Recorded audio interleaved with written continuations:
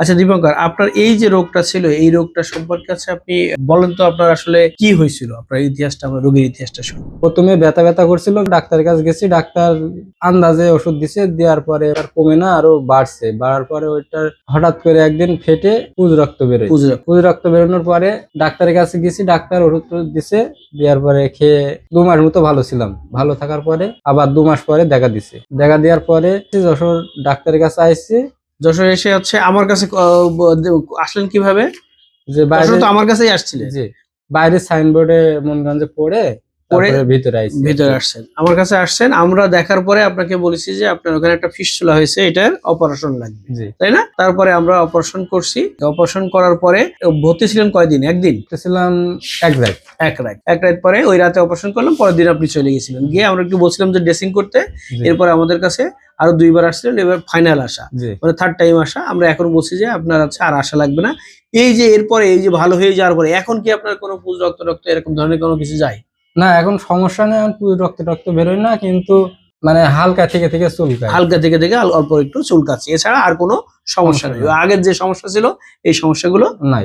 উনি আমার কাছে আসছিলেন, উনি প্রথমে হচ্ছে আসলে ওনার পেরিয়ানাল রিজনে একটা সোয়েলিং নিয়ে উনি ডাক্তারদের কাছে গেছিলেন। তখন কিছু ডাক্তার ডায়াগনোসিস করে বলছিল যে ওই সময় অপারেশন করতে। আলটিমেটলি ওই সময় হচ্ছে তার ওখানে ফোড়া হয়েছিল।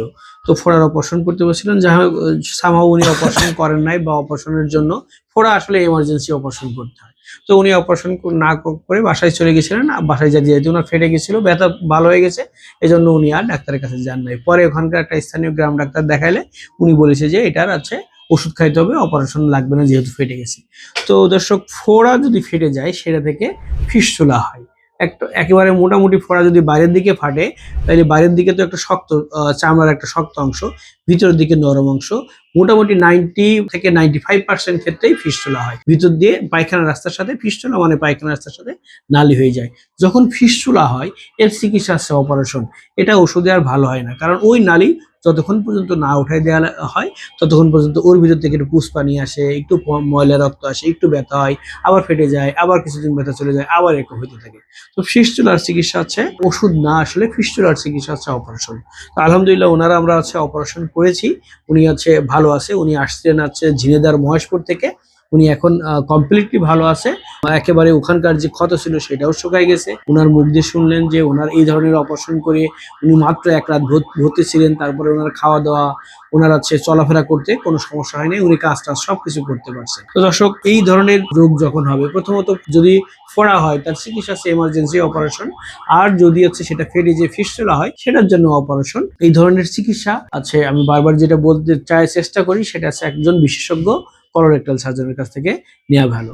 এই যে ফিস্টুলা বা বিভিন্ন রোগ সম্পর্কে আমি প্রতিনিয়তই আমার ফেসবুকে একটা পেজ আছে, সেখানে আমি আপডেট দিই, এবং আমার ইউটিউবে একটা চ্যানেল আছে, সেখানেও আমি হচ্ছে এটি সম্পর্কে বলার চেষ্টা করি।